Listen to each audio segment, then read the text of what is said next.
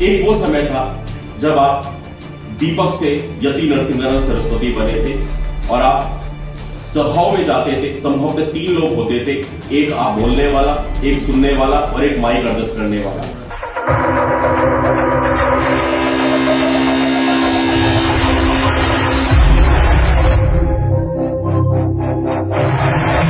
मुझे याद आता है तकरीबन 1.5 साल पहले यतिमा चेतनानंद सरस्वती जी का एक इंटरव्यू था हमारी मिशन साइबर सिपाही यूट्यूब चैनल पे।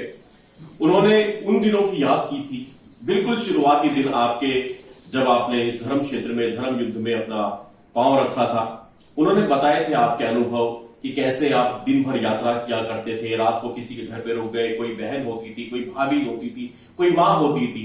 आपके जूतों में कभी फटी हुई मोजे देख लिए, कभी आपके पैरों के घाव देख लिए, कभी आपकी टूटी हुई चप्पल देख ली। आप एक जोड़ी चप्पल में, एक फटे हुए मोजे में काम कर रहे थे। किसी बहन ने चुपके से आपके जूते में नए मोजे रख दिए। एक वो समय था जब आप दीपक से यति नरसिंहानंद सरस्वती बने थे और आप सभाओं में जाते थे। संभवतः 3 लोग होते थे, एक आप बोलने वाला, एक सुनने वाला और एक माइक एडजस्ट करने वाला, दरी बिछाने वाला, एक दरी बिछाना। 4 लोग होते थे। चलिए 3 का हम 4 करते हैं।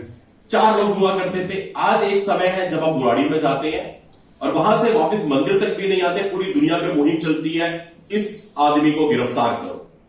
आप इस सफर को कैसे देखते हैं और क्या आप अपने उस पुराने दौर को, उस पुराने सफर को कभी याद करते हैं अकेले में? आपके जो पुराने साथी जो आपके साथ में उन दिनों में रहे, जिन्होंने आपके जूतों में चुपके चुपके चोरी चोरी एक नया मोजा रख दिया, जिन्होंने आपके बैग में फटी हुई बनियान हटा के एक नई बनियान रख दी होगी, कैसा लगता है? मैं जानना चाहता हूं। बहुत ऋणी हूं उन सबका, बहुत ऋणी हूं।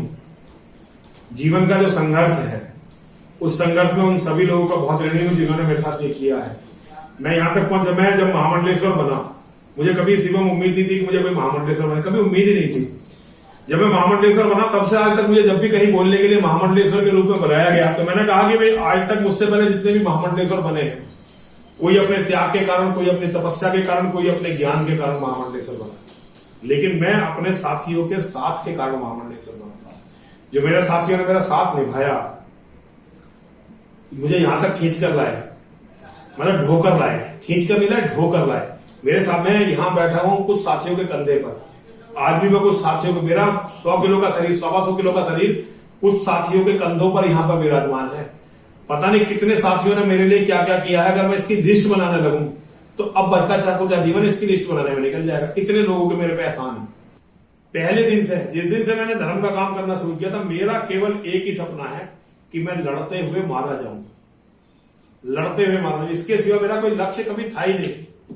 जहां माने और महादेव में, आज मैं कुछ कहता हूं सारे हिंदू मेरी बात सुनते हैं। जैसा आपने कहा, कुछ लोग पसंद करते हैं, कुछ लोग नापसंद करते हैं, कुछ लोग प्यार करते हैं, कुछ लोग घृणा करते हैं। ठीक है, ये बात ठीक है, लेकिन हर आदमी देखता है कि मैं क्या कह रहा हूं। मैं बेसिकली गणितज्ञ हूं शिवम। ये गणना जो जनसंख्या की गणना है, जितने भी लोग आज आपको आंकड़े बता रहे हैं, आप अच्छी तरह जानते हैं आंकड़े मेरे दिए हुए हैं। आज जब लोग इन आंकड़ों को गिनवाते हैं तो मुझे संतुष्टि महसूस होती है।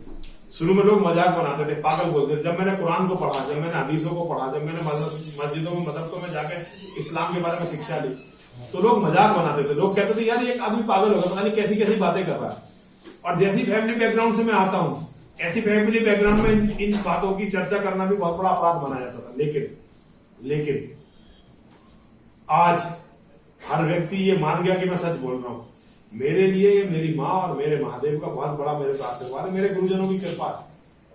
इसमें मेरा कुछ भी नहीं, और मेरे साथियों का साथ है। तो शिवम, वास्तव में सफर बहुत मुश्किल रहा। आज किसी चीज की दिक्कत नहीं है, लेकिन एक समय था कोई गाड़ी नहीं थी। मैं ये दिखाने के लिए कि मेरे पास कोई हथियार है, मैं अखबार को मोड़ के यहां पर लगा लिया करता था, ताकि लोगों को लगे, क्योंकि मुसलमानों से झगड़ा था और मुसलमान मुझे बहुत पहले से कत्ल करना चाहते हैं।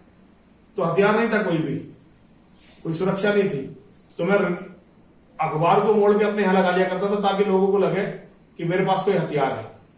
इस तरह से सफर यहां तक आया कि आज जो भी हिंदुस्तान में हिंदू बाहुबली है, ज्यादातर सभी बाहुबली हमें अपना गुरु मानते हैं। बहुत बड़ी, मैं इसके लिए माँ का और महादेव का, अपने गुरुजनों का, अपने साथियों का इतना कृतार्थ हूं कि मैं अपने शरीर का एक एक खून की बूंद को धर्म के लिए बहा देना चाहता हूं।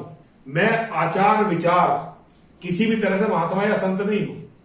मैं एक लड़ने वाला व्यक्ति हूं और एक योद्धा में जो अच्छाई बुराई होती है वो सब है मेरे अंदर। मैं बहुत साधारण व्यक्ति हूं। मैंने कभी ये नहीं कहा कि भाई मैं बहुत ज्यादा विद्वान तपस्वी हूं, नहीं। लेकिन मेरे में केवल ये बात है कि मैं अपने धर्म के लिए लड़ता हुआ मरना चाहता हूं और ये मेरी मजबूरी भी है। बहुत सारे ऐसे साथी हैं जो साथ चले थे, अब नहीं है।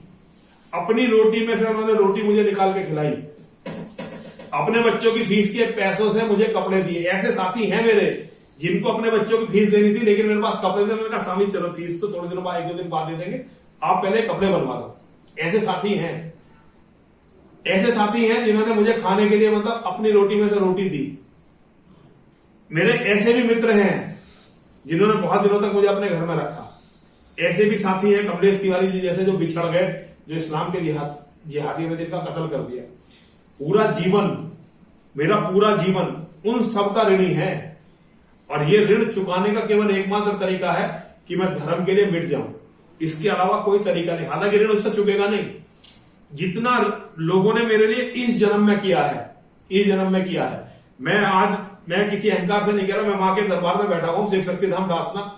आज सारे हिंदू मुझे सबसे बड़ा बाहुबली मानते हैं, तो ये मेरा इसमें कुछ नहीं है।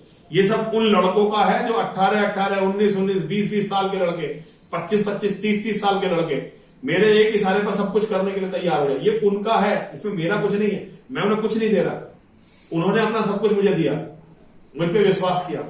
तो ये ऋण है, ये चुकाना है और मैं इसे चुकाऊंगा जरूर।